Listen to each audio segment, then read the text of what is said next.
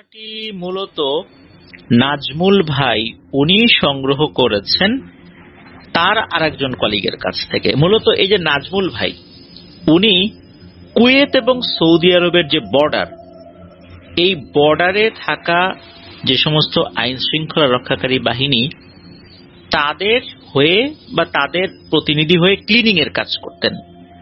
তো ওখানে যখন ক্লিনিং এর কাজ করতেন সেখানে আর একজন বাংলাদেশি ভাই ছিল।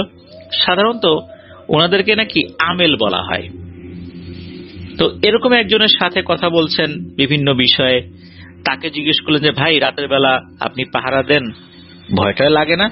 উনি বললেন যে ভয় তো আসলে ওরকম এখন আর লাগে না, তবে হ্যাঁ একটি ঘটনা ঘটেছিল, এখন পর্যন্ত এরপরে আর কোনো ঘটনা ঘটেনি। তো এই ঘটনাটি ঘটেছিল 2019 সালের দিকে ওই ভাইয়ের সাথে।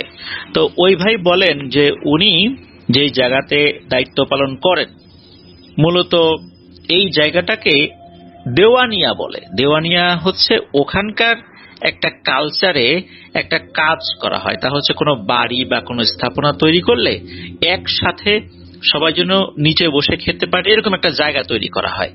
এটাকে নাকি দেওয়ানিয়া বলা হয়, মানে ওখানকার নিয়ম অনুযায়ী।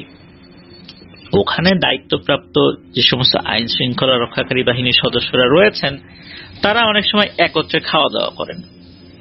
এই দেওয়ানিয়ার ওই পাশে একটা খেজুর গাছ, আর খেজুর গাছের পাশেই একটি মসজিদ রয়েছে। এই মসজিদে কিন্তু সবাই আসতে পারে না, কারণ এটা তো সীমান্তবর্তী এরিয়া, এখানে তো সাধারণ মানুষজন আসে না। এখানে শুধু ওখানকার শৃঙ্খলা বাহিনীর সদস্যরাই নামাজ আদায় করেন, আর ওখানে থাকা বিভিন্ন স্টাফ যারা দেখা যাচ্ছে যে বাবুর্চি আছে, এছাড়া অন্যান্য গার্ড রয়েছে, ক্লিনার আছে, তারা এখানে নামাজ আদায় করেন।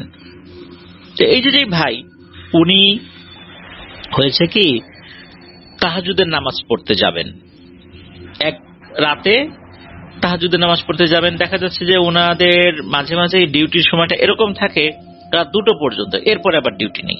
তো 2টোর পরে যদি শুয়ে পড়ে তাহলে ফজরের নামাজটা মিস হয়ে যেতে পারে। এই কারণে অনেক সময় তাহাজ্জুদের নামাজ পড়েই ঘুমাতে যাবেন এরকম পরিকল্পনা করেন। এর আগে করেছেনও।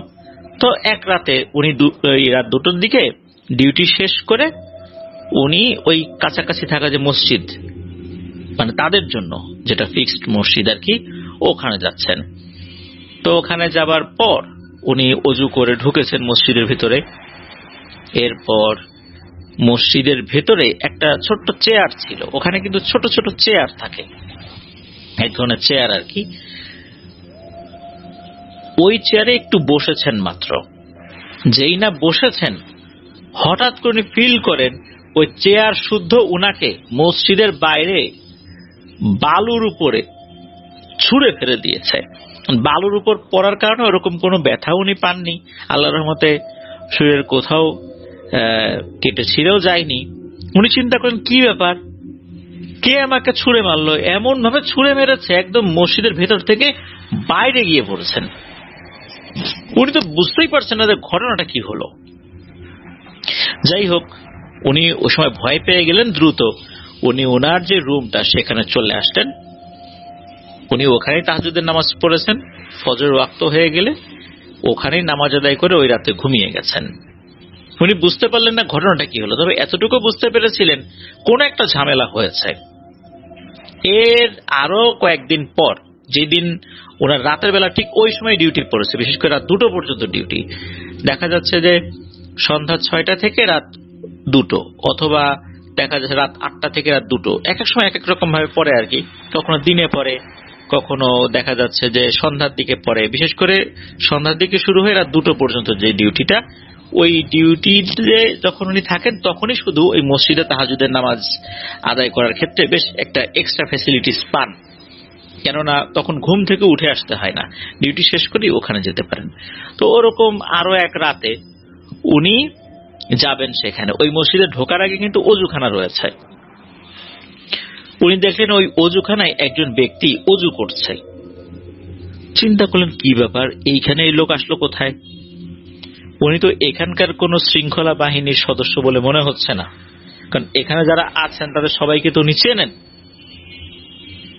দেখা গেল যে ওই লোকটা জুব্বা পরা। উনি চিন্তা করেন এখানের লোকজন তো আসলে এই ধরনের ড্রেস কম পরে, সবাই তো ইউনিফর্ম পরে বেশি, এই লোকটা এখানে কোত্থেকে এলো। এর মধ্যে হয় কি, এই লোকটা অজুর একদম শেষ অংশ পা ধুচ্ছিলেন পানিতে। তখন দেখেন ওনার পা এটা মোটেও মানুষের মতো নয়, এটা ছাগল বা ভেড়ার মতো পা আর কি, বা ঘোড়ার পা যেরকম খুঁট থাকে ওই রকম। এটা দেখার পর উনি তো চমকে উঠেছেন। তখন ওই ব্যক্তি অজু করা অবস্থাতেই এই ভাইয়ের দিকে তাকিয়েছেন। তার তাকানোর মধ্যে কিন্তু কোনো রাগান্বিত ভাব এরকম ছিল না। সে যথারীতি অজু শেষ করলেন। এরপর আরবিতে তার সাথে কথোপকথন হচ্ছিল। সেটার বাংলা এরকম যে ওই লোকটা বলছে, শোনো, তোমার কি মনে আছে তুমি সেদিন মসজিদের ভেতর থেকে বাইরে চলে গিয়েছিলে, কে যেন ছুঁড়ে ফেলে দিয়েছিল বাইরে? এটা কিন্তু আমি করেছিলাম। তুমি এমন একটা সময় এখানে আসো, এই সময়টাতে আমি এখানে নামাজ পড়তে আসি রাত 2টো থেকে 2:30টা পর্যন্ত। এটা আমার সময়, আশেপাশে কোনো মসজিদ নেই, বাধ্য হয়ে আমি এখানে আসি। এখানে কিন্তু তোমার অন্য কোনো লোকজন আসে না।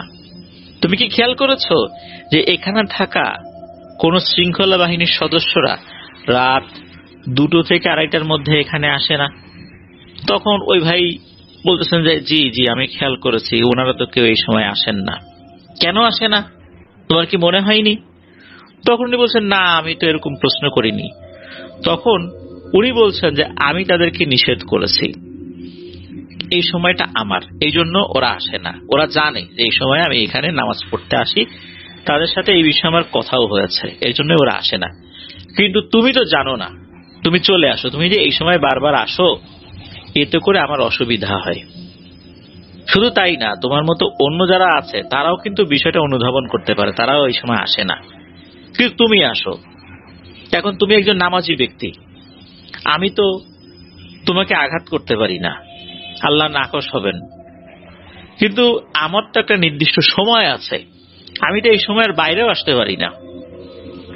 তখন আমারও অসুবিধা হয়, তুমি বারবার আমার অসুবিধার কারণ হচ্ছ, যার জন্য বাধ্য হয়ে সেদিন আমি রাগান্বিত হয়ে তোমাকে ছুঁড়ে ফেলে দিয়েছিলাম। এই জন্য আমি ক্ষমা প্রার্থী, তুমি আমাকে ক্ষমা করো, আল্লাহ আমাকে ক্ষমা করুন। তোমার কাছে বিনীত অনুরোধ, এই সময়টাতে এসো না, এই সময়ের হয় আগে আসো, না হয় পরে আসো। যদি কোনো কারণে এসেই পড়ো তাহলে বাইরে অপেক্ষা করো, আমি ঠিক রাত 2:30টার পর এখান থেকে বের হয়ে যাব। আমাকে দেখলেও তোমার ভয়ের কোনো কারণ নাই, তোমার এখানে থাকা অনেকেই আমাকে দেখে, এখানকার পুলিশরাও দেখে, তোমার এখানকার বিভিন্ন লোকজনও দেখে, তারা আমাকে দেখে ভয়ও পায় না, আমিও তাদের কোনো ক্ষতির চিন্তাও করি না, তারাও আমার ক্ষতির চিন্তাও করে না। তুমি যেহেতু জানো না, এই জন্য বাধ্য হয়ে আমি আসলাম। এই যে বিস্তীর্ণ মরুভূমি অঞ্চল দেখছো, এর আশেপাশে এখানে একজন সর্দার রয়েছে, সেই সর্দারের প্রধান সেনাপতি আমি, তাই এই সময়টা তুমি এড়িয়ে চলো। তখন ওই ভাই বলেছেন, জি ঠিক আছে, আমি তো আসলে জানতাম না, আমি এই সময়টা এড়িয়ে চলবো। এরপরে নাকি বিভিন্ন সময়, বিশেষ করে 2টোর সময় যখন ডিউটি হয়েছে, উনি তো জানতেন যে 2:30টার ভিতরে যাওয়া যাবে না। উনি ওনার ডিউটি ঠিক যেই জায়গায় আর কি থাকে, তো ওখান থেকে হেঁটে যেতে 10 মিনিট লাগে। দেখা গিয়েছে উনি 2:25-এর দিকে বা 30-এর দিকে রওনা দিয়েছেন, 10 মিনিট লাগবে ওখানে যেতে।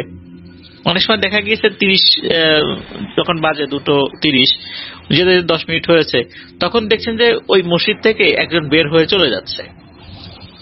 দেখেই বুঝছেন এটা হচ্ছে ওই সেই জিনটা যে নামাজ পড়ে চলে যাচ্ছে।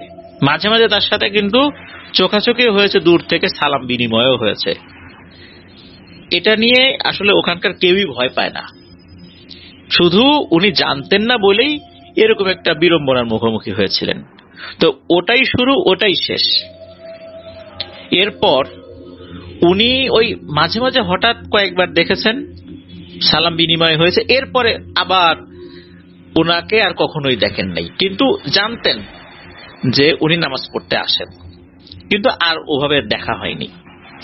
এটা ছিল একটা ঘটনা। আর ওই জায়গার নামটা নির্দিষ্টভাবে বলা যাচ্ছে না, কেননা এই জায়গার আশেপাশে নাকি অনেক বাংলাদেশি ভাই কাজ করেন, বিশেষ করে ওখানে যারা বর্ডার সিকিউরিটির দায়িত্বে রয়েছেন, বিশেষ করে কুয়েতের, ওখানে কিন্তু অনেক বাংলাদেশি ভাইরা তাদের সাথে কাজ করেন কর্মচারী হিসাবে। নির্দিষ্ট জায়গার নাম বললে অনেকেই চিনে যাবেন, দেখা যাবে তারা আবার ভয় পেতে পারেন। এই জন্য এই বিষয়টা আমরা অ্যাভয়েড করে গেলাম। আর যদিও বা ভয়ের কোনো কারণ নেই, তারপরও মানুষের মনের ভুলে কোনো না কোনো সমস্যা তো হয়ে যেতেই পারে। এরপরে আসি অন্য একটা ঘটনায়। এই যে নাজমুল ভাই যিনি এই ঘটনাটি দিয়েছিলেন, তার একজন আমেলের কাছ থেকে শুনে, তো উনি আরো যে দুটি ঘটনা দিয়েছেন, তার দ্বিতীয় নাম্বার ঘটনায় চলে যাই। এই ঘটনাটা নাজমুল ভাইয়ের এক ফুপির সাথে ঘটেছে। নাজমুল ভাইয়ের ফুপির সাথে এই যে ঘটনাটি ঘটে, এটা বেশ রহস্যময় একটি ঘটনা। উনি একদিন বাসায় ফিরছিলেন, সময়টা আসলে এটা দিনের বেলারই ঘটনা। বাসায় ফিরছিলেন উনি, সম্ভবত কোন একটা জায়গায় পড়তে গিয়েছিলেন। ওনার মাথার চুলগুলো মাশাআল্লাহ অনেক বড় বড়, চেহারা যথেষ্ট সুন্দর। তো উনি পড়ার পর ওখান থেকে আসছিলেন, উনি যে ফিরছিলেন পথেও কিন্তু কয়েকজনের সাথে ওনার দেখা হয়েছে, কিন্তু ফাইনালি উনি আর বাড়িতে আসেন নাই। এদিকে বাড়ি থেকে খোঁজাখুঁজি শুরু হয়ে গেল। দুপুর গিয়ে বিকেল নামলো, বিকেল গিয়ে সন্ধ্যা, সন্ধ্যা পেরিয়ে রাত, কিন্তু ওই ফুপুর আর কোনো খোঁজ খবর নাই। এলাকার লোকজন বলা শুরু করলো যে নিশ্চয়ই কোনো ছেলের সাথে সম্পর্ক আছে, তার সাথে ভেগে গিয়েছে। এরকম বিভিন্ন ধরনের কথাবার্তা শুরু হয়ে গেল। কিন্তু এই ফুপুর মা বাবা তো বিশ্বাস করতে পারছেন না যে তার মেয়ে এই কাজ করতে পারে। একটা পর্যায়ে থানায় গিয়ে জিডি করা হলো। পুলিশও কোনো তথ্য অনুসন্ধান করতে পারছে না। কি একটা সমস্যা! উনি ফোন ব্যবহার করতে, বিশেষ করে উনি ফোনও ব্যবহার করতেন না আর কি, যার কারণে ওনার সর্বশেষ অবস্থান কোথায় এটাও শনাক্ত করা যাচ্ছে না। মানে পুলিশ কোনোভাবেই এটার কোনো তথ্য বের করতে পারছে না। এরপরে কয়েকজনের পরামর্শে পরিবারের লোকজন এক হুজুরের কাছে গেলেন। হুজুর উনি ওনার মতো করে তথ্য সংগ্রহ করার চেষ্টা করছেন। একটা পর্যায়ে হুজুর একটা তথ্য দিতে পারলেন।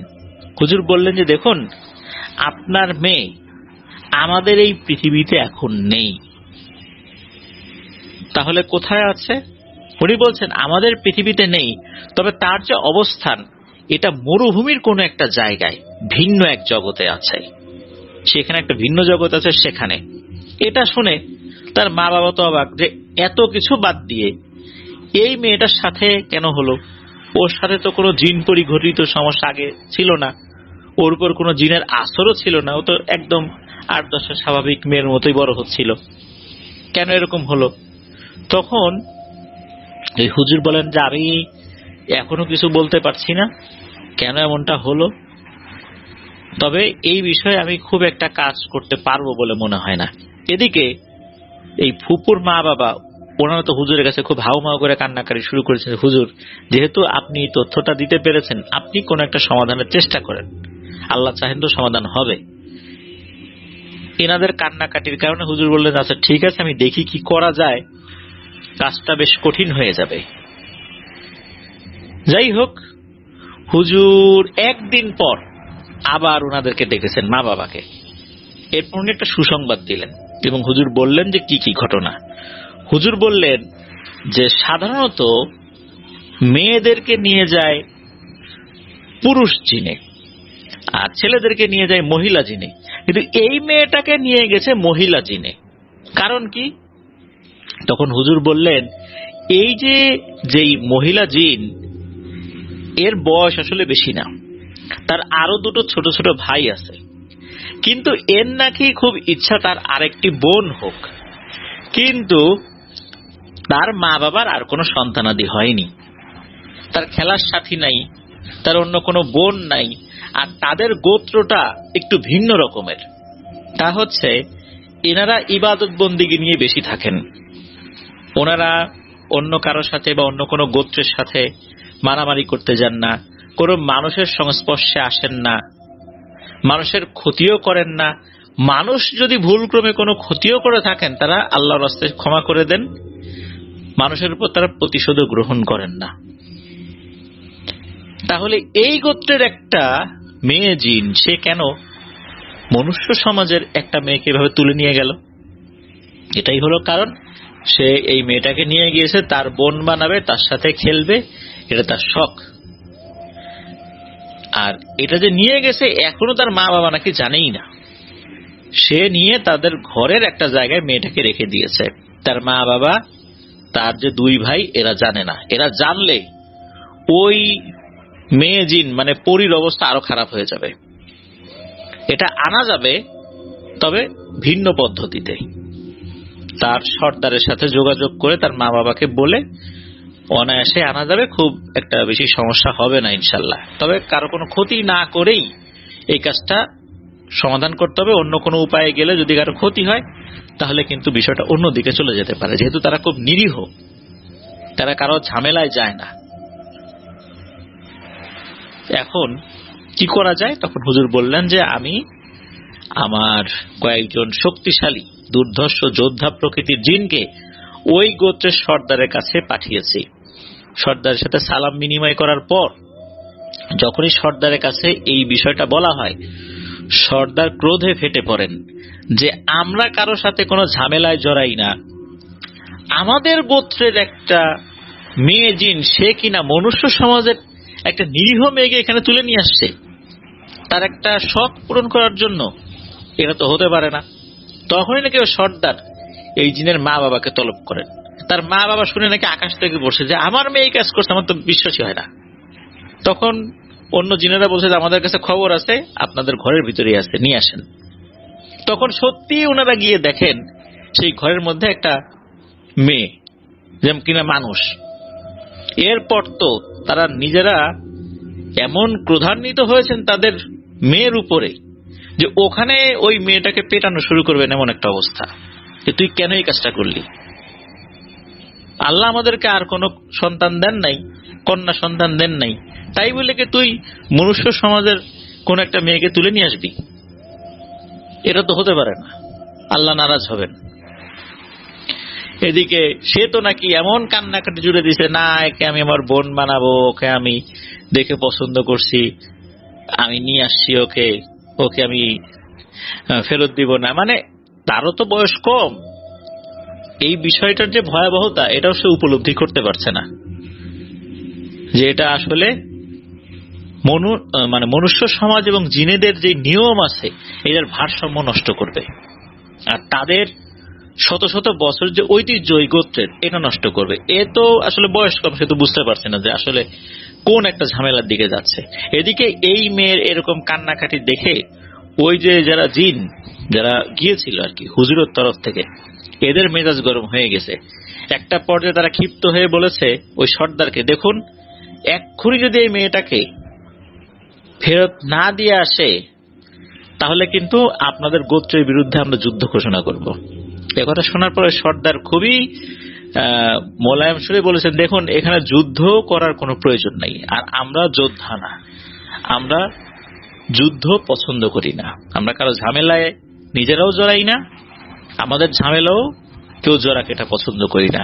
ও কম বয়স, ভুল একটা করে ফেলেছে, সেটা সমাধান আছে, আপনারা নিশ্চিন্ত মনে চলে যান, আগামীকাল এই মেয়েটাকে তার বাড়িতেই পাবেন ইনশাল্লাহ, সে ব্যবস্থা আমি করছি, আর এরকম আর হবে না।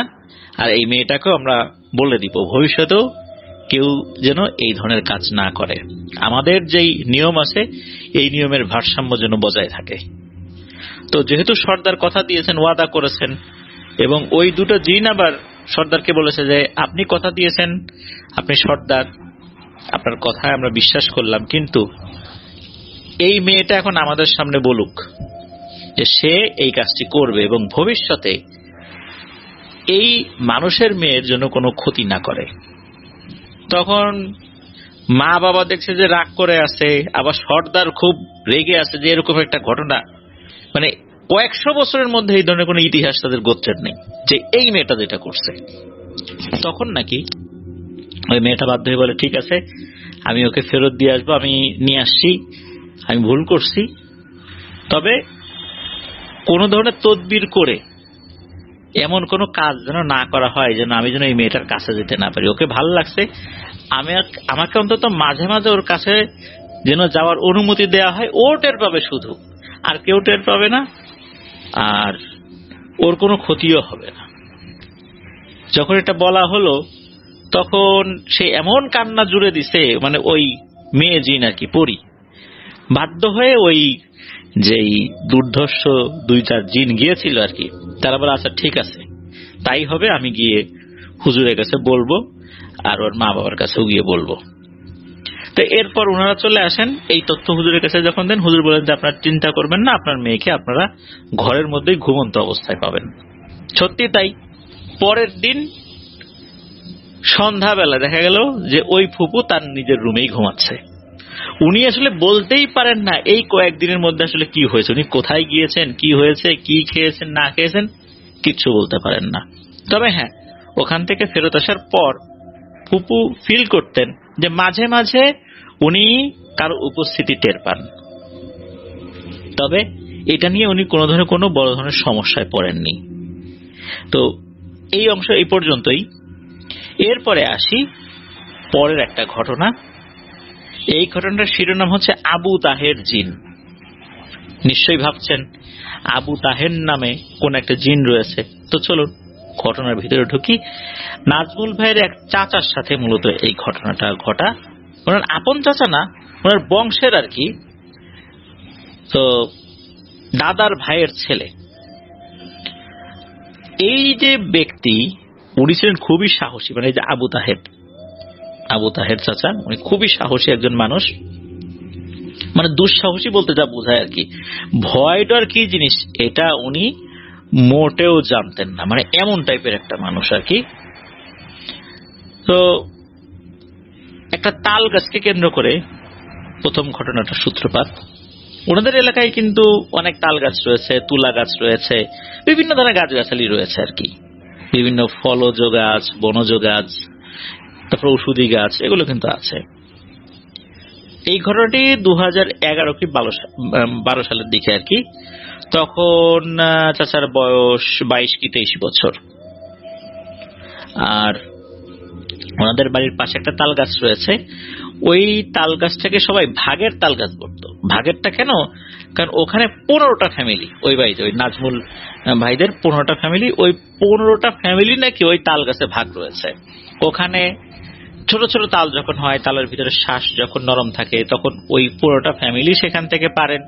আবার যখন ভাদ্র মাসে তাল পেকে যায়, তখনও ওনারা ওই তালগুলো ভাগ বাটোয়ারা করে নেন। এটা নিয়ে বহু বছরের মধ্যেও কারো কোনো ঝামেলা হয়নি। তো একদিন হয় কি, ওই চাচা মানে তাহের চাচা, উনি তাল গাছের নিচে গেছেন তাল কুড়াতে, গিয়ে দেখেন যে আর একটা লোক বস্তা ভর্তি করে, মানে এটা কিন্তু ভাদ্র মাসের কথা বলছি, যখন তাল পেকে গেছে, তাল যেগুলো পড়েছে আর কিছু হয়তোবা পেরেছে, সেগুলো বস্তার ভিতরে ভরে নিয়ে সে চলে যাবার চেষ্টা করছে। উনি দূর থেকে, এই কে রে তুই এখান থেকে তাল নিয়ে যাচ্ছিস বস্তার ভিতরে ভরে? কাছে গিয়ে দেখেন এটা তারই আর এক চাচাতো ভাই। উনি বলছেন কি ব্যাপার, তুই এভাবে তাল নিচ্ছিস কেন? এইভাবে তো আমরা কেউ তাল এখান থেকে নেই না। তখন নাকি তার সাথে তার কথা কাটাকাটি হয়। তবে এই দুইজনের সাথে আগে থেকেই নাকি মনোমালিন্য ছিল, যার কারণে এই বিষয় নিয়ে তাদের সাথে ঝগড়াঝাটি শুরু হয়ে যায়।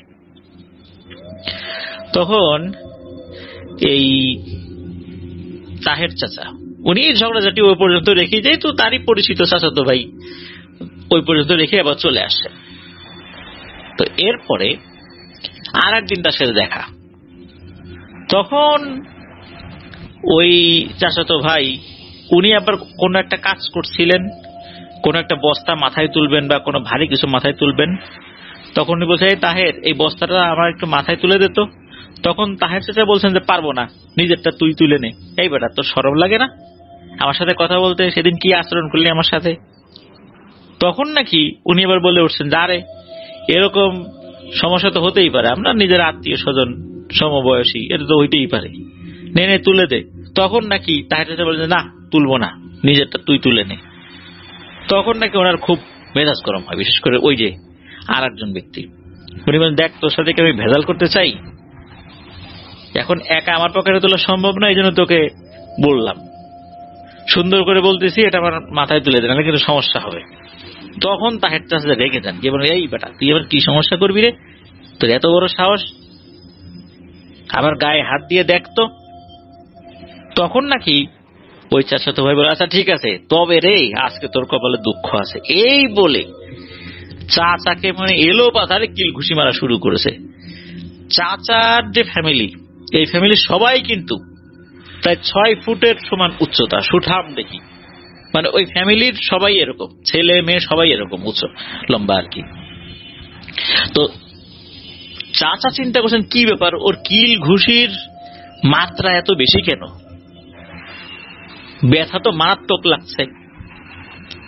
এদিকে চাচা ওইটার সাথে খুব একটা পেরে উঠছেন না, শুধু বেধড়ক মার খেয়েই যাচ্ছেন, তো খেয়েই যাচ্ছেন।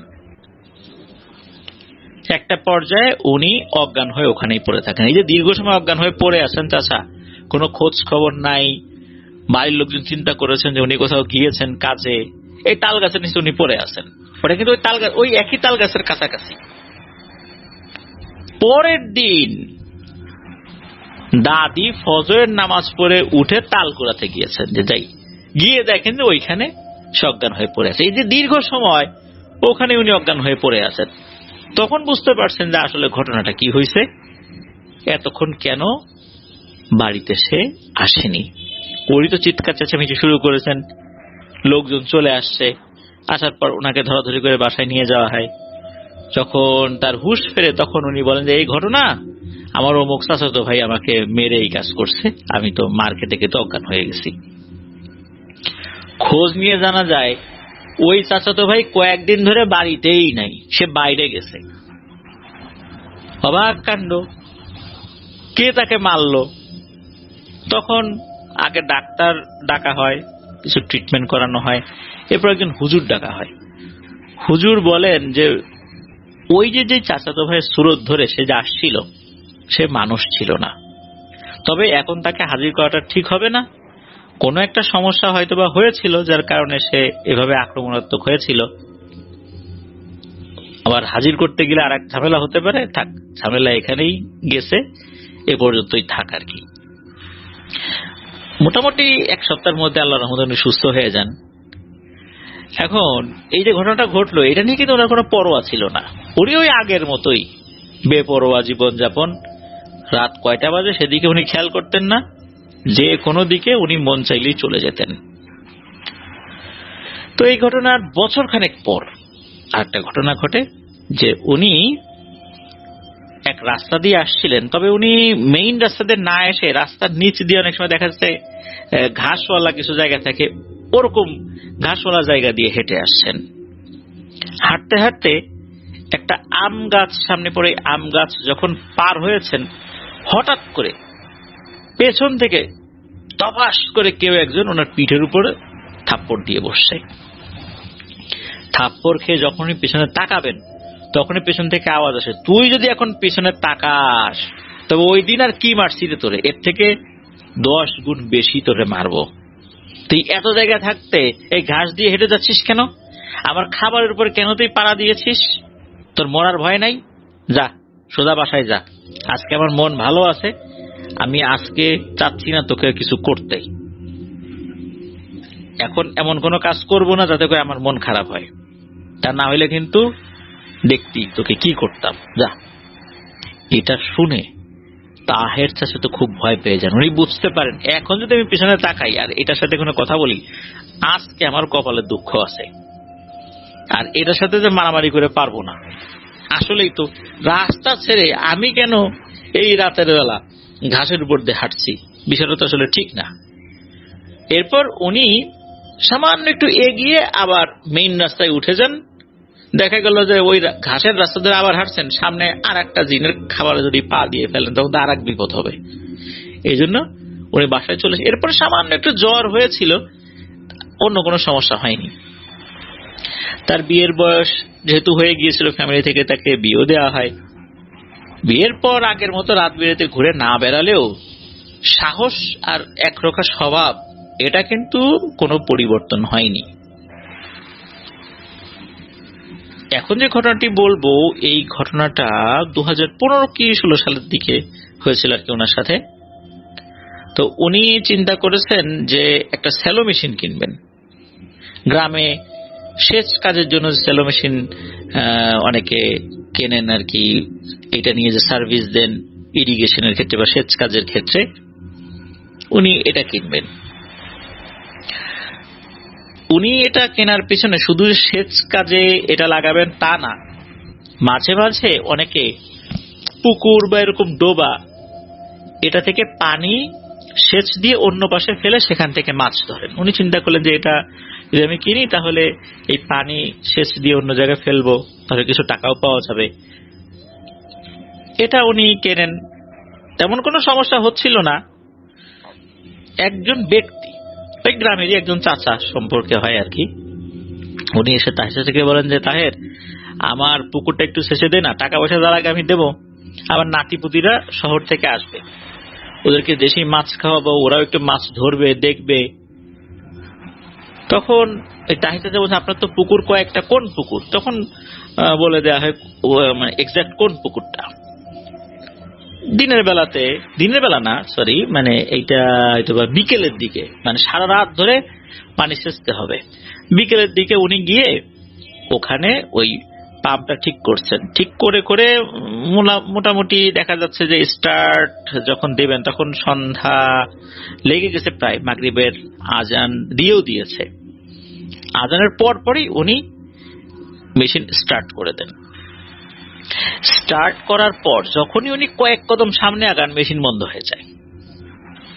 মেশিনটা আবার উনি দেখেন যে কি সমস্যা হলো, না কোনো সমস্যা তো হয়নি। এরপর আবার স্টার্ট দেন, স্টার্ট দেওয়ার পর ঠিকঠাক মতো চলে। এরপর উনি যখনই ওই মেশিন থেকে 4-5 কদম দূরে আসেন আবার মেশিনের স্টার্ট বন্ধ হয়ে যায়। এরকম বেশ কয়েকবার হলো। উনি বুঝতে পারছেন না ঘটনাটা কি, তবে একটা পর্যায়ে মনে হলো নিশ্চয়ই এখানে অন্য কোনো ব্যাপার রয়েছে। তখন উনি আশপাশ থেকে বেশ কিছু লতা পাতা খড়ি এক জায়গা করে মেশিন থেকে বেশ কিছুটা দূরে আগুন ধরিয়ে দেন। আগুন ধরানোর পর উনি খেয়াল করলেন আগুন জ্বলছে, মেশিন কিন্তু এখন আর বন্ধ হচ্ছে না, অথচ উনি কিন্তু মেশিন থেকে কিছুটা দূরেই চলে আসছেন। অনেকক্ষণ আগুন জ্বললো, মেশিন বন্ধ হচ্ছে না। এরপর উনি চিন্তা করলেন যাই, এখন চলে যাই। আগুন নিভে যাওয়ার পরও দেখলেন যে মেশিন বন্ধ হচ্ছে না। উনি অনেক দূর চলেও আসেন মেশিন স্টার্ট করেই, কারণ যতটুকু তেল লাগবে এই তেল উনি ওই মেশিনের মধ্যে ঢুকিয়ে দিয়েছেন, চলতে থাকুক। আর ওখান থেকে ওনার বাড়ি কাছেই, মেশিন বন্ধ হয়ে গেলে উনি তো টের পাবেন, উনি আবার চলে আসবেন। সারা রাত এখানে বসে মশার কামড় খাওয়ার তো দরকার হয় না। তো উনি চলে আসছেন, আসার পর সকালে গিয়েছেন, গিয়ে দেখেন এক অদ্ভুত ব্যাপার, পুকুরের পানি 1 ইঞ্চিও কমেনি, অথচ এই মেশিনের তেল শেষ হয়ে গেছে।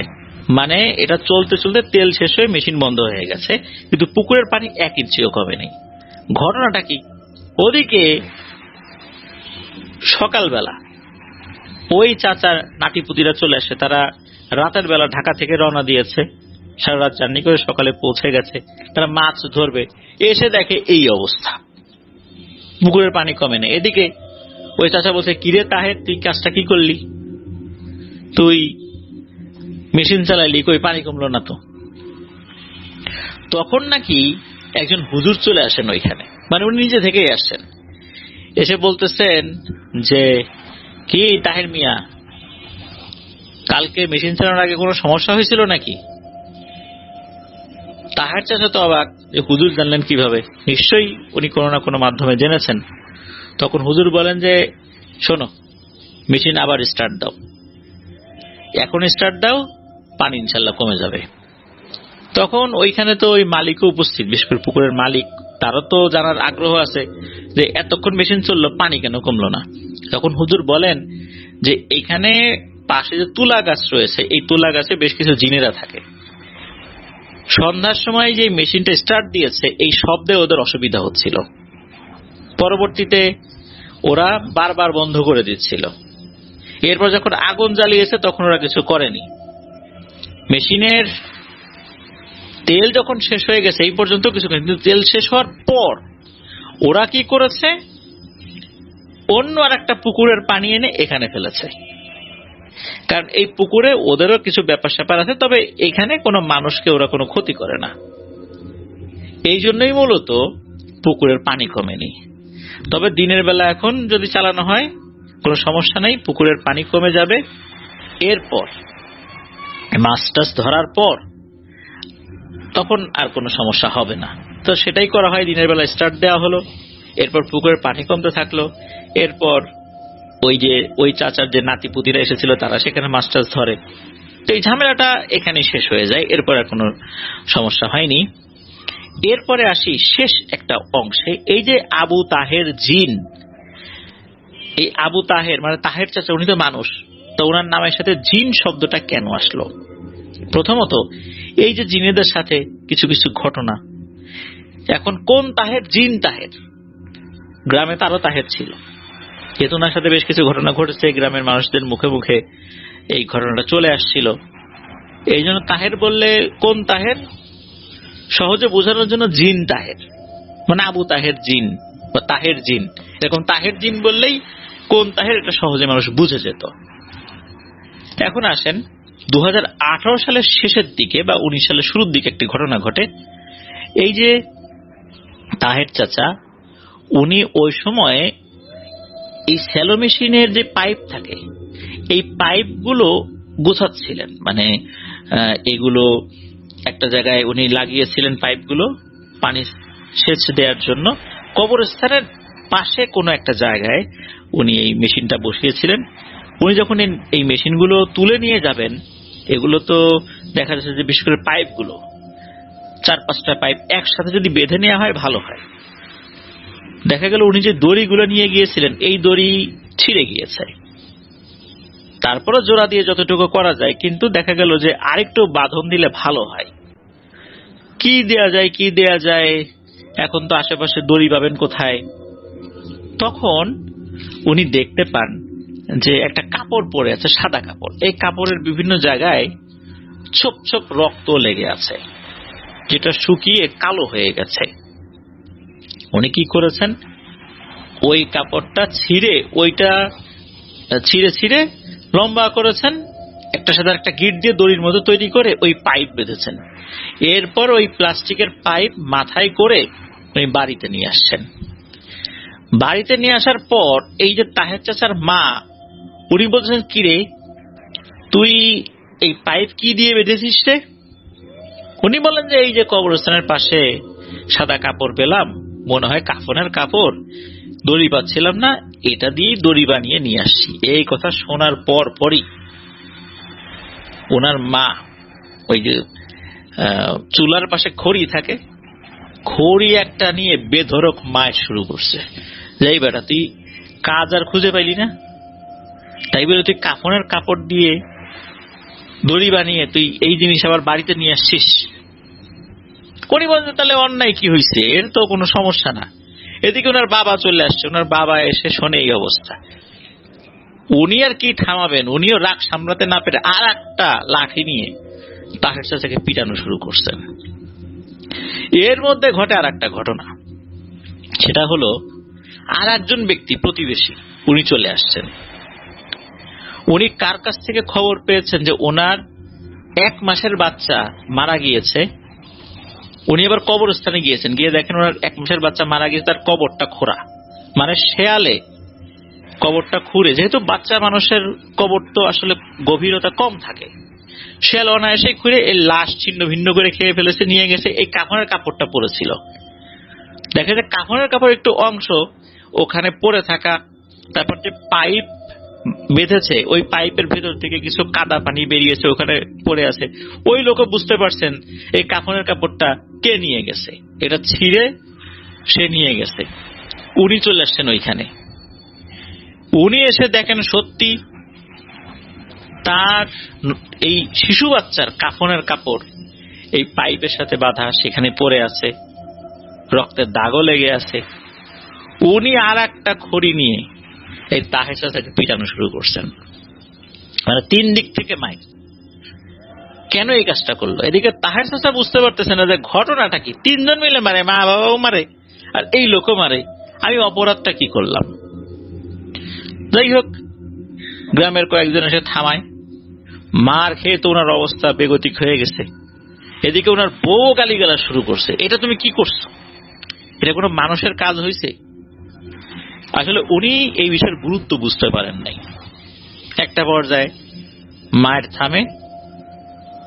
আসলে হয়েছে কি, একটা পিতামাতা বা পিতামাতারা যখন কোনো সন্তানকে হারান, সন্তান হারানোর বেদনা, যে শোক, এটা তো হৃদয়ের মধ্যে রয়েছেই। এরপরে কবরস্থানে গিয়ে দেখেছেন তার সন্তানের লাশটা শেয়ালে কুকুরে খেয়ে ফেলেছে। কাফনের কাপড়টা পর্যন্ত আর একজন ব্যক্তি সেটা দিয়ে দড়ি বানিয়ে পাইপ বেঁধে বাড়িতে নিয়ে আসে। তার মেজাজটা কেমন হতে পারে। এই জন্য উনি এখানে রেগে এসে ওনাকে পেটানো শুরু করছেন। আর মা বাবা চিন্তা করেছেন যে এই তাহেরের এতটুকু কি বুদ্ধি হলো না, যে একটা কাফনের কাপড় দিয়ে সে দড়ি বানিয়ে এটা বাড়িতে নিয়ে আসবে। তার তো উচিত ছিল লোকজন ডেকে এই কাপড়ের কাপড়টা অন্তত কবরের মধ্যে রেখে দেয়া। সেই কাজটা না করে সে কি কাজটা করলো। যাই হোক, এরপরে গিয়ে তাহের চাচা ভুল বুঝতে পারলেন, সবার কাছে ক্ষমা চাইলেন। তারপর কাফনের কাপড় যেভাবে ছিল ওইটা নিয়ে লোকজনের সাথে গিয়ে ওই কবরের মধ্যে সেটা দিয়ে কবরটা আবার সুন্দর করে ঢেকে দিলেন। তো এটাই হচ্ছে ঘটনা। তাহের চাচা এখনো জীবিত আছেন, তবে ওনার মা জীবিত নাই, উনি মারা গিয়েছেন। ইন্না লিল্লাহি ওয়া ইন্না ইলাইহি রাজিউন। তাহের চাচার সন্তানাদি হয়েছে, তারাও আলহামদুলিল্লাহ ভালো আছে, সুস্থ আছে। তবে এই ঘটনার পর ওনার সাথে অন্য কোন ধরনের বড় ঘটনা ঘটেনি, এটাই নাজমুল ভাই জানিয়েছেন। আর আমাদেরকে যিনি ঘটনা পাঠিয়েছেন শওকত হোসেন ভাই, উনি তো এর আগে আমাদেরকে ঘটনা পাঠিয়েছেন। উনি বলেছেন ওনার আশেপাশে মিশরি, সুদানি, এরকম দেশের অনেক মানুষজন আছেন, তাদের ভাষা উনি খুব একটা বুঝতে পারেন না। মিশরীয়রা যেভাবে আরবিতে কথা বলেন এটা আসলে উনি ওইভাবে বুঝতে পারেন না। উনি চেষ্টা করছেন ওনাদের কাছ থেকে ঘটনা সংগ্রহ করার, মানে বুঝতে পারেন না বলতে একদমই পারেন না, বিষয়টা ওরকম না। তবে ওনারা যেই টোনে কথা বলেন এটা বুঝতে অনেক অসুবিধা হয়। এছাড়া ইন্ডিয়ান, নেপালি, পাকিস্তানি অনেকেই আছেন ওনাদের আশেপাশে, তাদের ভাষা বুঝতে খুব একটা সমস্যা হয় না। তবে আফগানিস্তানের যারা আছেন ওখানে কাজ করেন তাদের ভাষা বুঝতে সমস্যা হয়। অনেকে পশতুন ভাষায় কথা বলেন। তো উনি চেষ্টা করছেন যে তাদের কাছ থেকে ঘটনা সংগ্রহ করে আপনাদের ওয়ার্ল্ডে ইমেল করার জন্য। আমরা অপেক্ষায় থাকবো ঘটনাগুলোর জন্য। প্রিয় লিসেনার্স, এই ঘটনাটি এ পর্যন্তই। চলুন আমরা চলে যাব আমাদের এবারের হরর নাইটের 124তম এপিসোডের দ্বিতীয় ঘটনায়।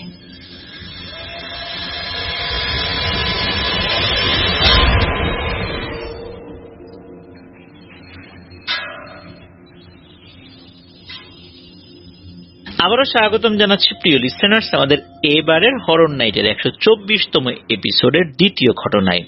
এই ঘটনাটি আমাদেরকে যিনি পাঠিয়েছেন ওনার নাম হাবিবুল্লাহ। ওনার বাড়ি ঢাকা জেলার দক্ষিণ কেরানীগঞ্জের হাসনাবাদে। মূলত এই ঘটনাটি উনি শুনেছেন তারই কলিগ ইমরান ভাইয়ের কাছ থেকে। ইমরান ভাইয়ের ওয়াইফের নাম হচ্ছে রিয়া, আর এই রিয়া আপুর ছোট বোনের নাম হচ্ছে প্রিয়া। এই যে ইমরান ভাই, রিয়া আপু আর প্রিয়া আপু তিনজন একই জায়গায় চাকরি করেন, আর ওখানে কিন্তু এই হাবিবুল্লাহ ভাইও চাকরি করেন, অর্থাৎ এই তিনজনকেই হাবিবুল্লাহ ভাই চেনেন। ঘটনাটা শুরু হয় মূলত এই প্রিয়া আপুকে কেন্দ্র করে। মূলত ওনারা যেখানে কাজ করেন, একদিন হঠাৎ করে এই প্রিয়া আপু তার যে বোন এই যে রিয়া আপু তাকে এসে বলছে, এই আপা আপা দেখ দেখ আমাকে ডাকছে। তো উনি বলছেন যে কে ডাকে এখানে, কই তোকে তো কেউ ডাকে না। উনি বলছেন যে না আমাকে ডাকে। তখন তার যে দুলা ভাই অর্থাৎ যে ইমরান ভাই তাকে ডাকা হয়, এই দেখো তো ও কি বলে, ওকে নাকি কেউ ডাকে। তখন উনি জিজ্ঞেস করছেন কি রে তোকে কে ডাকে। তখন প্রিয়া আপু বলেন যে দুলা ভাই ওই যে বাইরে একজন আছে, কেমন কেমন ভয়ঙ্কর চেহারা, সে আমাকে ডাকে। তো উনি বাইরেও কিছু কি দিয়ে দেখেন কই বাইরে তো কেউ নাই। তখনই বলে কাজ কর, এখানে কেউ নাই, এটা তোর মনের ভুল। এরপর উনি কাজে মন দেন। ওই দিন ওনারা কাজ শেষ করে সবাই যে যার বাড়িতে ফেরত যান। রাতের বেলা, রাত আনুমানিক তখন কয়টা বাজে, তখন হয়তো বা 8টা সাড়ে 8টার মতো বাজে। তখন এই যে প্রিয়া আপুর বাবা যিনি, উনি ফোন করেছেন রিয়া আপুকে, যাই তুই তোর স্বামীকে নিয়ে এখন একটু বাসায় আস। একদম কাছাকাছি বাসা তো, ওনারা মোটামুটি 5 মিনিটের মধ্যে চলে গিয়েছেন। গিয়ে দেখেন এই যে রিয়া আপুর বাবা, উনি হাতে একটা লাঠি নিয়ে প্রিয়া আপুকে মারধর করার জন্য উদ্যত হয়েছেন। বোঝাই যাচ্ছে যে উনার বাবা তার মেয়ের উপর খুবই ক্ষিপ্ত কোন একটা কারণে। এদিকে দেখা যাচ্ছে যে প্রিয়া আপুর চোখে মুখে অস্বাভাবিকতা, হয়তোবা এমন কোনো কথা বলেছেন যার কারণে বাবার মেজাজ বিগড়ে গেছে। চিন্তা করলেন যে ওর বড় বোনকে ফোন দেই আর দুলাভাইকে ফোন দিই, ওরা এসে ওর সাথে কথা বলুক। তখন ওনারা এসে বললেন যে আচ্ছা ঠিক আছে, তোমাকে এখন শাসন করতে হবে না, ওকে এখন আমাদের বাসায় নিয়ে যাচ্ছি। তখন এই প্রিয়া আপুকে সাথে করে নিয়ে আসেন ইমরান ভাই আর রিয়া আপু। এরপর ওনাকে বলছেন যে আচ্ছা সমস্যাটা কি বলতো, বাবা কেন ক্ষিপ্ত হলো? তখন উনি খুব একটা ভালো কোনো সদুত্তর দিতে পারেন নাই। এর মধ্যেই বলে উঠছেন যে আপা, দুলাভাই ওই যে বাইরে দেয়ালের ওখানে দাঁড়ায় আছে, এ আমাকে ডাকে, এই কাজের সময় অফিসে আমাকে ডাকছিল, আর ওই বাসাতেও ডাকে। এগুলো বলতেই সবাই রেগে যায় আমার উপরে, ওই যে বাইরে দাঁড়িয়ে আছে। তখন ইমরান ভাই আবার বাইরে যান, গিয়ে দেখেন কই, ওখানে দেখেও নাই। উনি এসে বলে যায় তোর মাথায় কোনো সমস্যা হয়েছে, কেউ তো নাই বাইরে, কে ডাকে, নিশ্চয়ই হ্যালোসিনেশন হয়েছে। উনি এরকমটা চিন্তা করছেন, বলছেনও সেটা, কিন্তু না, প্রিয়া আপু কোনোভাবে এটা মানতে নারাজ। উনি বলছেন যে না, আমি তো দেখি কেমন ভয়ঙ্কর চেহারা, আমাকে ডাকে। এর মধ্যে এই কথা বলতে বলতে হঠাৎ করে হয় কি, প্রিয়া আপুর চোখ মুখ কেমন যেন হয়ে যায়, ওনার চোখ উল্টে যাচ্ছে, মুখ বাঁকা হয়ে যাচ্ছে, ওখানে উনি সেন্সলেস হয়ে যান। এরপর তো এই যে ইমরান ভাইয়ের মা যিনি, অর্থাৎ এই যে রিয়া আপুর শাশুড়ি, উনি আসেন। আসার পর পানি টানি ছেটা দেন, মানে সবাই মিলে তার জ্ঞান ফেরানো হয়। কি দেখেছিল উনি আসলে কিছু বলতে পারেন, উনি শুধু একটা জিনিসই বলেন যে বারবার একটা মানুষকে দেখেন, যুবক বয়সেরই মানুষ, তার চেহারাটা অস্বাভাবিক, খুব যে ভয়ঙ্কর ভূতের মতো তা না, কিন্তু অস্বাভাবিক। তো ওই বাসায় ওই দিন বেশ ভালো রান্না বাড়া করা হয়েছিল, সবাই মিলে খাওয়া দাওয়া করলেন। এরপর এই যে প্রিয়া আপুকে তার বাসায় পৌঁছে দেবেন। বাসায় পৌঁছে দেওয়ার জন্য রিয়া আপু আর তার স্বামী ইমরান ভাই ওনারা এগিয়ে দিচ্ছেন, বাড়িতে নিয়ে গেলেন। যাওয়ার পর এই যে প্রিয়া আপু, উনি বলছেন যে আপা ভাত খাবো। তখন ইমরান ভাই বলছেন যে হ্যাঁ রে প্রিয়া, তুই না মাত্র আমাদের বাসা থেকে পেট ভরে খাওয়া দাওয়া করলি, এত তাড়াতাড়ি ক্ষুধা লেগে গেল? তখন প্রিয়া আপু বলতেছেন যে হ্যাঁ ক্ষুধা লাগছে, ভাত খাবো। তখন এই প্রিয়া আপুর যিনি বাবা, উনি বলছেন হ্যাঁ খাবার আছে তো, খাবার দিচ্ছি। তখন এই প্রিয়া আপু বলছে যে মাছ দিয়ে ভাত খাবো। কিন্তু ওই দিন রাতের বেলা আলু ভর্তার ডাল, মানে একদম সাধারণ খাবার, যেটা ওরকম মাছ মাংস করা হয়নি, সেটা করা হয়েছিল। তখন আর বাবা বলছেন যে মাছ তো রান্না করা হয়নি, যা আছে তাই খা। কিন্তু উনি বলছেন যে না, আমি মাছ দিয়ে ভাত খাবো। এদিকে বাবার মেজাজ গরম হয়ে যাচ্ছে যে তুই তো আচ্ছা বিরক্ত করছিস, সারাদিন বিরক্ত করলি, আবার এখন এসে বিরক্ত করছিস, মায়ের খাবি কিন্তু এখন ভাত আর খাওয়া লাগবে না, যা আছে তাই খা। কিন্তু উনি বলেই যাচ্ছেন যে আমি মাছ দিয়ে ভাত খাবো। যাই হোক, যা আছে তাই সামনে নিয়ে আসা হলো। দেখা গেল এই প্রিয়া আপু তার পুরো মুঠ জুড়ে একসাথে অনেকখানি খাবার মুখের মধ্যে পুরে দিচ্ছেন। সব খাবার তো আর মুখের মধ্যে যাচ্ছে না, কিছু খাবার আবার প্লেটের উপর পড়ে যাচ্ছে। আর মুহূর্তের মধ্যে উনি সব খাবার খেয়ে শেষ করে ফেলছেন। এই দৃশ্য দেখার পর বাড়ির কারো বুঝতে আর বাকি রইল না যে প্রিয়া আপুর সাথে আসলে কি ঘটনা ঘটে চলছে। ইমরান ভাই তারপর পরিবারের অন্য সদস্যরাও পরামর্শ দিলেন যে আসলে তার সাথে অস্বাভাবিক কোনো বিষয় ঘটছে, দ্রুত চিকিৎসা নিতে হবে। এখন কোথায় যাবেন? ওনাদের মূল বাড়ি কিন্তু এখানে না, এই যে রিয়া আপু প্রিয়া আপু ওনাদের মেইন বাড়িটা হচ্ছে ফরিদপুরে। ওই রাত কোনো মতো কাটিয়ে সকালবেলা রিয়া আপুর মা বাবা প্রিয়া আপুকে নিয়ে চলে যান ফরিদপুরে। ওখানে ওনাদের পরিচিত একজন কবিরাজ ছিলেন, তার কাছে যখন যাবার পর ওই কবিরাজ উনি এই প্রিয়া আপুর শরীরে জিন হাজির করেন। দেখা গেল একসাথে 7টা জিন হাজির হয়েছে, মাঝে মাঝে পুরুষালী কণ্ঠ, আবার মাঝে মাঝে নারী কণ্ঠ। পুরুষালী কণ্ঠ বলে ওঠে যে তারা এখানে 7 জন এসেছে, অর্থাৎ তার শরীরের মধ্যে 7 জন এসেছে। ওই 7 জনের মধ্যে একজন নারী আর অন্যরা পুরুষ। আর এরা কেউ আসলে ভাই বোন না। মূলত এই যে প্রিয়া আপুদের যেই বাড়িটা ছিল, অর্থাৎ এই যে হাসনাবাদে যে বাড়িটা রয়েছে আর কি, তো ওখানে একটা আম গাছ ছিল।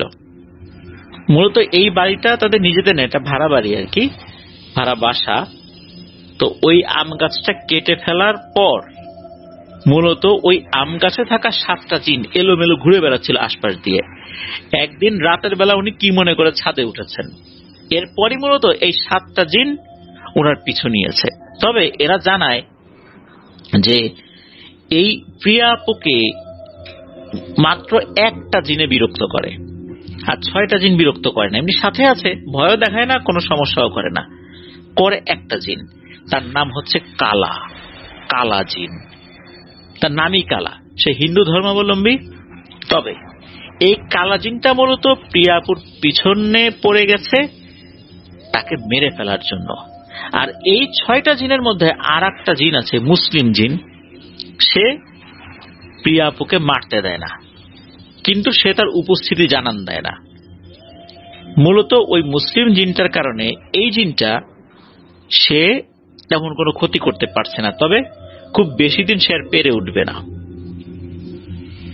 এর মধ্যে হয় কি, ওই 7টা জিনই তো চলে এসেছে, ওখানে ওই কালা জিনও কথা বলে।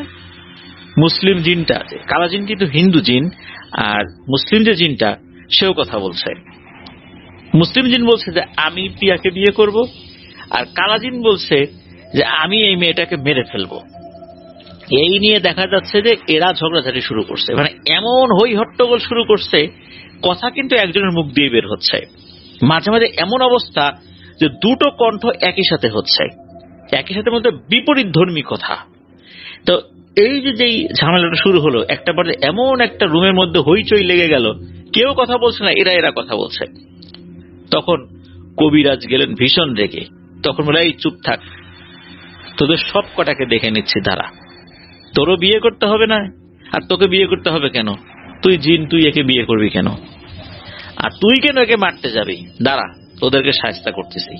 তো এটা বলতে বলতে নাকি কবিরাজের যে বেষ্টনী বা গন্ডি, এটা ভেদ করে 2টো জিন চলে যায়, অন্য 5টা জিন রয়ে যায়। এর মধ্যে যে মেয়ে জিন, সে বলতে থাকে যে এই 2 জন তো চলে গেছে, আসলে আমাদের কথা এই কালা জিন শুনবে না, সুতরাং আপনি আপনার মতো করে ব্যবস্থা করেন, এই মেয়েটাকে বাঁচানোর চেষ্টা করেন।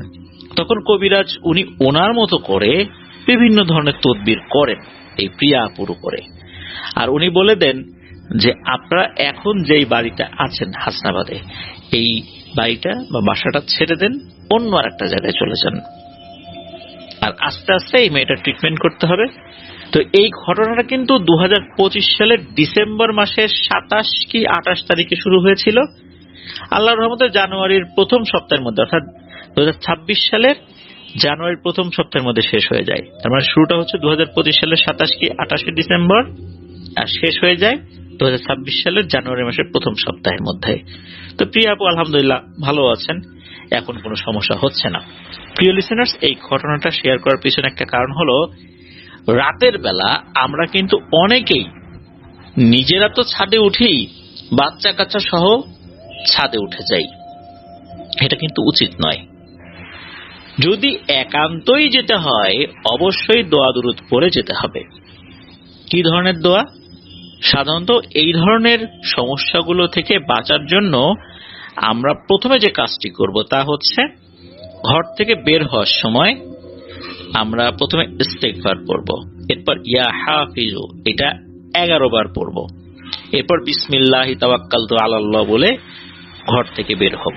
সেই সাথে আরেকটা দোয়া পড়লে ভালো, সেটা হচ্ছে আয়াতুল কুরসি। এর সাথে যদি আমরা আরেকটা যদি পড়ি যে আউযু বিকালিমাতিল্লাহিত তাম্মাহ মিন কুল্লি শাইতানির ওয়া হাম্মাহ ওয়া মিন কুল্লি আইনিল লাম্মাহ, এটা যদি 3 বার পরে শরীরে ফু নিয়ে আমরা বের হই, আশা করি এই ধরনের সমস্যা হবে না।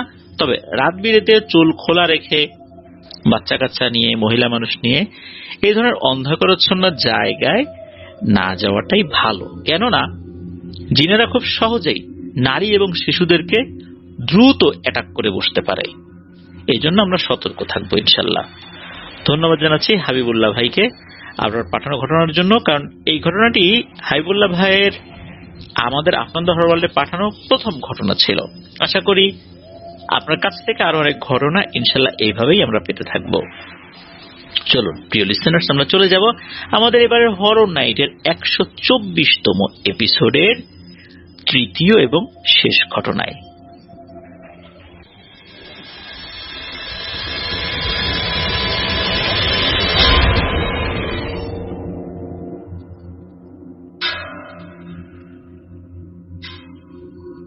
আবারও স্বাগতম জানাচ্ছি প্রিয় লিসেনার্স আমাদের এবারের হরর নাইটের 124তম এপিসোডের তৃতীয় এবং শেষ ঘটনায়।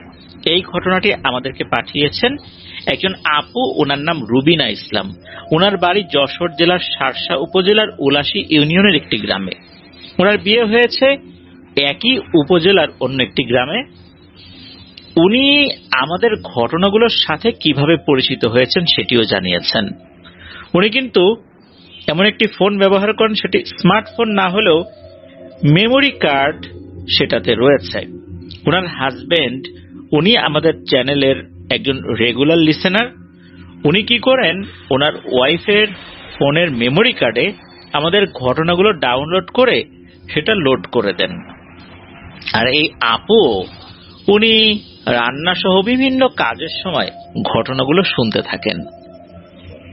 এক পর্যায়ে চিন্তা করলেন, ওনার জানা তো দুটি ঘটনা রয়েছে। একটি ঘটনা ওনার আপন বড় চাচার একমাত্র ছেলে, যার নাম হচ্ছে সিয়াম, তার সাথে ঘটেছে। অন্য একটি ঘটনা ওনার বান্ধবী, যার নাম হচ্ছে আসমা, তার সাথে ঘটেছে। তো এই দুটি ঘটনা উনি পাঠিয়ে দিয়েছেন। তো চলুন ঘটনায় চলে যাই। প্রথম ঘটনাটি যেটা শেয়ার করব, এটি সিয়ামের সাথে ঘটেছে। সিয়ামের বর্তমান বয়স কিন্তু 16 বছর। সিয়ামের পরিবারে ছোটবেলা থেকেই চা খাওয়া দেখেছে, সে নিজেও খেয়েছে, যার কারণে ছোটবেলা থেকেই চা খাওয়ার একটা অভ্যাস তার মধ্যে গড়ে উঠেছে। বাসায় যদি কখনো সে চা খেতে না পারে, তখন বাসার থেকে কিছুটা দূরে গিয়ে দোকান থেকে চা খেয়ে আসে। তো এমনই একদিন, সময়টা এশার নামাজের ঠিক পরপর, সে এশার নামাজ পড়ে দোকান থেকে চা খেয়ে বাড়িতে ফিরছে। খুব যে দূরের পথ তা কিন্তু না, কাছাকাছি বলতে হবে। সে যে পথ দিয়ে ফিরছিল এটা মেঠো পথ। পথ দিয়ে আসছে আসছে, চাঁদের আলো যে খুব বেশি ছিল তা না, মানে চলা যায় আর কি। আর এই ঘটনাটা যে খুব বেশি দিন আগে ঘটেছে সেটাও না। তো সে আসছে, হঠাৎ করেই রাস্তার পাশে থাকা বেশ কয়েকটি কলা গাছের মধ্যে একটি কলা গাছ অস্বাভাবিকভাবে দুলছে। একবার ডানে কাত হয়ে পড়ে, একবার বাঁয়ে কাত হয়ে পড়ে, একবার সামনের দিকে ঝুঁকে পড়ে, আর একবার পেছনের দিকে হেলে পড়ে। চিন্তা করলো কি ব্যাপার, আশেপাশে তো কোথাও বাতাস নেই, হঠাৎ করে এভাবে কলা গাছ দুলছে কেন? আশেপাশে তো আরো কলা গাছ রয়েছে, আরো গাছ রয়েছে, কই সেগুলো তো নড়াচড়া করছে না, সেগুলোর পাতাও নড়ছে না, এই কলা গাছটা এইভাবে কেন দুলছে? সে ওখানে দাঁড়িয়ে আছে, বোঝার চেষ্টা করছে ঘটনাটা কি। হঠাৎ করে সে দেখতে পেল কলা গাছের এক পাশ থেকে বেশ লম্বা একটি কালো ছায়া বেরিয়ে তার দিকে আসছে। চিন্তা করলো কোনো লম্বা মানুষ নাকি। এই চিন্তা করতে করতেই হঠাৎ করে চোখের পলকে এই কালো ছায়া অবয়বটি তার সামনে চলে এসেছে। তখন সে তো মারাত্মক ভয় পেয়ে গেছে। এরই মধ্যে হয়েছে কি, এই কালো ছায়া অবয়বটি তার গলা চেপে ধরেছে। গলা চেপে ধরে ওখানে যে রেখে দিয়েছে তা না, এই মেঠো পথের পাশেই ছিল একটা পুকুর। এই পুকুরের একটা সাইডে কাদা ছিল, ওই দিকে নিয়ে যাচ্ছে।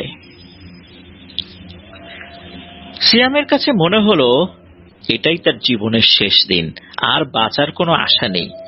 আশেপাশে তো কোনো লোকও দেখা যাচ্ছে না। এদিকে তাকে টানতে টানতে পুকুরের ওই কাদার দিকে নিয়ে যাচ্ছে গলা চেপে ধরে। আল্লাহর কি ইচ্ছা, শরীরের সমস্ত শক্তি সঞ্চয় করে এক হ্যাচকা টানে ওই হাতটি সে ছুটিয়ে ফেলতে সক্ষম হয়। এরপর সে কোনো মতে রাস্তার উপর উঠে বাড়ির দিকে দৌড়াতে থাকে। বাড়িতে চলে আসে। সিয়াম কিন্তু ছোটবেলা থেকেই খুবই মৃদুভাষী, অল্প কথা বলে। বাড়িতে এসে এই বিষয়টা ওই সময় কাউকে বলেনি।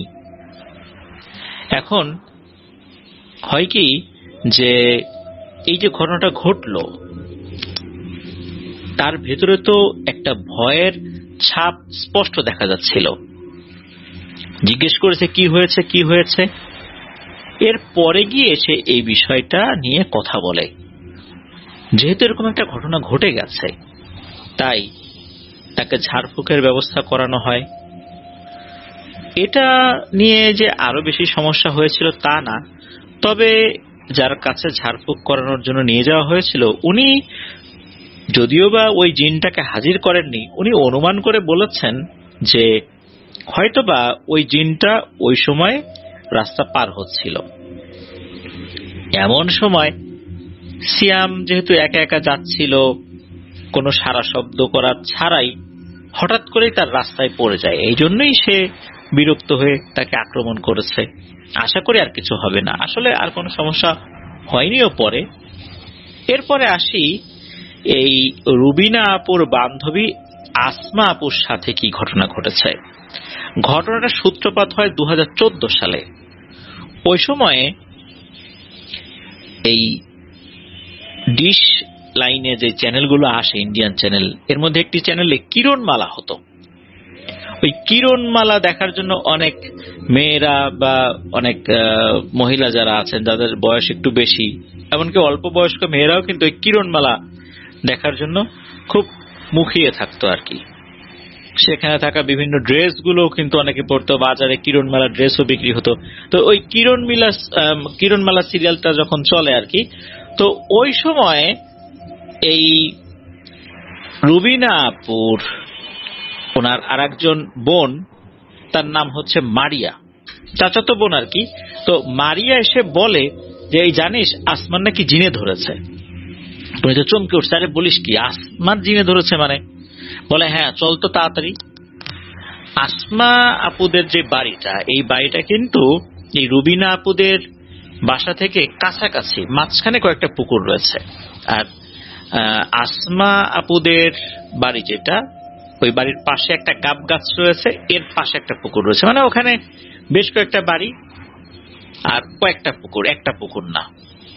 তো উনি যখন রাতের বেলায় ওখানে গিয়েছেন, যাওয়ার পর দেখলেন যে এই আসমা আপুকে দুজন শক্ত সমর্থ পুরুষ মানুষ দু হাত দুপাশে টেনে ধরে রেখেছেন, আর উনি ছুটে সামনের দিকে চলে যাওয়ার চেষ্টা করছে, ওই পুকুরের দিকে যাওয়ার চেষ্টা করছে।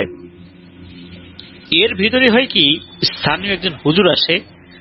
স্থানীয়ভাবে উনি লালটু হুজুর নামে পরিচিত। তো লালটু হুজুর আসেন। ওনার বয়স কিন্তু বেশ বেশি বলতে হবে, অনেকে তাকে লালটু দাদা বলে ডাকেন আর কি, তবে উনি লালটু হুজুর নামে বেশি পরিচিত। তো লালটু হুজুর আসেন। হুজুর আসার পর উনি ওনার মতো করে রুকিয়া করা শুরু করেছেন। প্রথম দিকে রুকিয়া করলেও কোনো কাজ হচ্ছিল না। এই আসমা আপুর শরীরের ভেতরে থাকা জিনগুলো কথাই বলছিল না। একটা পর্যায়ে উনি কিছু রুকিয়া করা তেল ওনার 2 হাতের 2 তর্জনী আঙ্গুলিতে মেখে এই আসমা আপুর 2 কানের মধ্যে ঢুকিয়ে দিয়েছেন। যেই না ঢুকিয়ে দিয়েছেন, সাথে সাথে বলতেছে, এই হুজুর থাম থাম থাম, কি জিজ্ঞেস করবি বল। তখন ওই লালটু হুজুর বলছেন যে, আচ্ছা এই মেয়েটাকে তোরা কেন বিরক্ত করছিস বলতো, নাম কি তোদের? তখন বলে যে আমরা 2 ভাই, একজনের নাম কালীকৃষ্ণ আর একজনের নাম শ্রীকৃষ্ণ, আমরা ওই গাব গাছে থাকি। আর এই মেয়ে আমাদের কোনো ক্ষতি করেনি, তবু এই মেয়েকে এবং এই মেয়ের বাবাকে আমরা ক্ষতি করব। আমাদেরকে কেউ চালানো করেনি, আমরা এমনি আসছি। তাহলে কোনো ক্ষতি করেনি, কেন আসছিস, কেন বিরক্ত করছিস? এই কথার কোনো উত্তর নাই, কোনোভাবে উত্তর দেবে না। এরা বলছে আমাদেরকে ছেড়ে দে, আমরা চলে যাচ্ছি, আমরা আসবো না, কিন্তু কোনো উত্তর দেব না। কি একটা জ্বালা! এরা কেন এসেছে তা বলবে না, কিন্তু ছেড়ে চলে যেতে রাজি। কি আর করা, অবশেষে হুজুর আর কথা না বাড়িয়ে এদেরকে যেতে দিলেন। এরপর তো এই আসমা আপু অজ্ঞান হয়ে পড়ে যান। তার যখন সেন্স ফেরত আসে, উনি বলতেই পারেন না কি হয়েছে। এই যে দীর্ঘ সময় উনি পজেসড অবস্থায় ছিলেন, উনি বলতে পারেন না। এরপরে অনেক ঝাড়ফুঁক করা হয়েছে, তাবিজ কবজও দেয়া হয়েছে। এই ঘটনার পর দেখা যাচ্ছে যে এই আসমা আপুর বিয়ের প্রস্তাব আসলেও আর বিয়ে হয় না। এটা নিয়ে অনেক তদবির করানো হয়েছে, অনেক হুজুর দেখানো হয়েছে, ওনারা এই বিষয়ে তেমন কিছু বলতেও পারেন না। ওনার উপর যে কালো জাদু করা হয়েছে তাও না, আবার জিনের সরাসরি প্রভাব আছে এটাও না। অনেক চেষ্টার পর একজন হুজুর বলেছিলেন যে এই আসমা আপুর নাকি বিয়ে বন্ধ করা আছে, তবে কে করেছে, কিভাবে করেছে এই বিষয়ে কোনো আসলে কোনো সিদ্ধান্ত বা এই মানে আসে না আর কি, কেউ বলতে পারে না, এই সিদ্ধান্ত আসে না তাদের কাছে যে এটা আসলে কে করেছে, মানুষ করেছে, কোন আত্মীয় করেছে, ঠিক কালো জাদুও না, বা এটা আসলে কি এটা বলতে পারে না। শুধু এতটুকুই তথ্য পাওয়া যায়, তার বিয়ে বন্ধ করা। যাক, আল্লাহর রহমতে অবশেষে অনেক চেষ্টা তদবিরের পর 2022 সালে আসমা আপুর বিয়ে হয়। আর আসমা আপুর শ্বশুর বাড়ি কিন্তু একদম বাড়ির কাছাকাছি আর কি। চলছিল মোটামুটি ভালোই।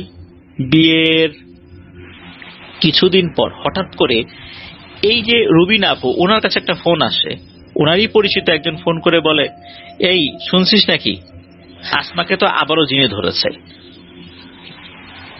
তখন সময়টা রাত হওয়ার কারণে রুবিনা আপু কিন্তু আর আসমা আপুর বাসায় যেতে পারেনি, মানে ওনার শ্বশুর বাড়ি আর কি, কাছাকাছি তো সবকিছু। সকালে উনি গিয়েছেন, যাওয়ার পর এই আসমা আপুর শাশুড়ির সাথে কথা বলছেন। আসমা আপুর শাশুড়ি তো ভয়ঙ্কর একটা তথ্য শোনায়, তা হচ্ছে রাতের বেলা এই আসমা আপু নাকি ওনার হাজবেন্ডকে মেরে ফেলতে চেয়েছিল। প্রথমে হাজবেন্ডের গলা মনে করে পায়ের একটা অংশ চেপে ধরেছে, পরে বোঝা গেল যে এটা আসলে পা, গলা না। ওনার হাজবেন্ড তো টের পেয়ে গেছে, উনি লাফ দিয়ে উঠেছে, এই কি করো কি করো। তখন উনি বুঝতে পেরেছেন যে এটা আসলে পা। এরপর নাকি রান্নাঘর থেকে ধারালো এক বটি নিয়ে আসছে, তার হাজবেন্ডকে কুপিয়ে মেরে ফেলবে এবং বলছে তোকে মেরেই ফেলবো আমি, এই বলে তার হাজবেন্ডকে করেছে ধাওয়া। এরকম একটা সিচুয়েশন রাতের বেলা হয়েছে। তো এটা যখন জানাজানি হয়েছে তখনই একজন আর কি এই রুবিনা আপুকে ফোন করেছেন। রুবিনা আপু তো রাতের বেলা আসতে পারেনি, এটাও ওনার শাশুড়ি এই বিষয়টা বললেন। দেখা গেল যে ওই সময়ে ওই আসমা আপুর শ্বশুর উনি একজন কবিরাজ ডেকে নিয়ে আসছেন। তখন কিন্তু এই যে রুবিনা আপু ওখানে ছিলেন, কবিরাজ আসার পর উনি জিন হাজির করেছেন। জিন হাজির করার পর ওই জিন বলছে আমার নাম মোহন কাউরা, আমি এই মেয়েটার কাছে আসার জন্য অনেক চেষ্টা করেছি, আসতে পারছিলাম না, কাঁচা মাছের ওসিলায় আমি আসতে পেরেছি, বিশেষ একটা পদ্ধতিতে অনেক কষ্টের মাধ্যমে তার শাশুড়িকে একে দিয়ে 5 টুকরা মাছ দেয়ানোর বন্দোবস্ত করেছে। এর শাশুড়িও কয়েক টুকরা মাছ ওকে দিয়েছে। এরা স্বাভাবিকভাবেই কাজগুলো করেছে, কিন্তু এর ভিতর দিয়ে আমি যে এই মেয়ের শরীরে ঢোকার পথ তৈরি করতে পেরেছি তা তো এরা বুঝতে পারেনি। আমাকে কেউ চালান করেনি, আমি এমনিতেই আসছি, আমি একে ক্ষতি করবই। এদিকে কবিরাজ বলছে যে তুমি কেন ক্ষতি করবা, কি কারণ? তখন নাকি এই মোহন কাওড়া বলে এটার কোনো উত্তর আমি দেব না। যাই হোক, কবিরাজ বেশ কিছু ট্রিটমেন্ট করে ওকে ওই সময়ের জন্য তাড়াতে সক্ষম হলেও এরপরে ঘটে আর একটা ঘটনা। এই ঘটনার পর বিশেষ করে কবিরাজ যখন ওই জিনকে আপাতত তাড়িয়ে দেয়, তখন আসমা আপুর মা বাবা তাদের বাড়িতে নিয়ে আসে তাকে, যেহেতু কাছাকাছি বাড়ি। নিয়ে আসার পর একদিন সন্ধ্যাবেলা, মানে পরের দিন বা তার পরের দিন এরকম একটা সময়, এই আসমা আপু ওনার হাজবেন্ডের সাথে মোবাইল ফোনে কথা বলছিলেন। বাসার পাশেই তো গাব গাছ, ওই গাব গাছের পাশেই হচ্ছে পুকুর। উনি ওই গাব গাছের কাছে দাঁড়িয়ে কথা বলছেন।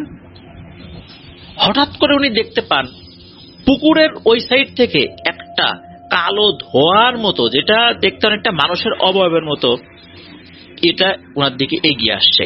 ওই সময় উনি ওখান থেকে নড়াচড়াও করতে পারছিলেন না। ওই সময় উনি ফোনে ওনার হাজবেন্ডকে বলছেন, এই কি যেন আসতেছে, কি যেন আসতেছে, এরকম বলছিলেন আর কি।